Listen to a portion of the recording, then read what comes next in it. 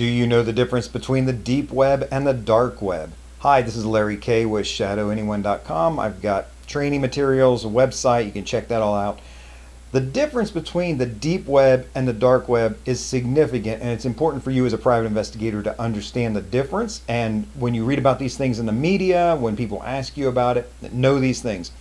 The web, of course, we know you punch into a search engine something and it scours and comes up with thousands or millions of results for you very quickly. Deep web results do not come up like that.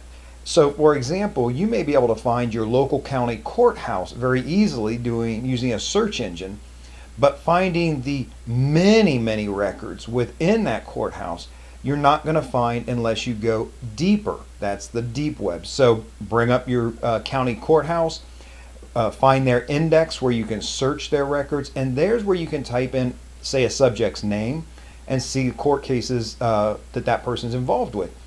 That's deep information, deep web. It's not going to come up on a search engine for you. So there's the key. Going deeper into a website to find the records that they have there. The dark web, you just don't even want to mess with. That's nothing to even toy around about. That's a place where using specialized software, you can go in and see websites that are not going to be available elsewhere. There are some worthwhile things there, as far as like for news organizations might have a spot on the dark web where people can give them tips or information.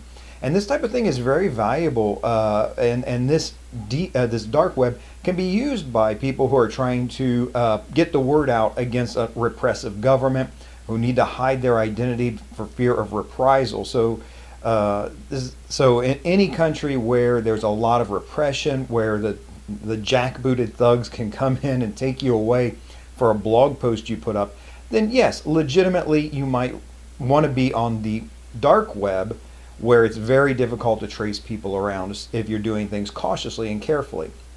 However, you just don't need to be there as a private investigator, generally speaking. There's just nothing there for you. Most of it is buying drugs, guns, pornography, all sorts of things that are frequently illegal. You don't even want any of that nonsense to pop up on your computer. So just, I would say, stay away from the dark web. One exception that people might say, well, I need to search the dark web because that's where stolen computer files are, stolen databases. I need to be able to find if one of my clients has been compromised in a data breach, which is also common today.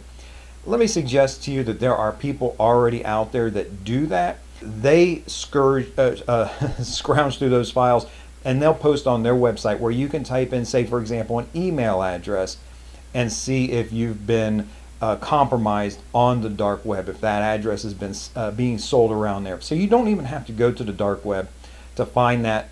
I would say one legitimate thing that you might be able to use as an excuse for going there. That's the difference.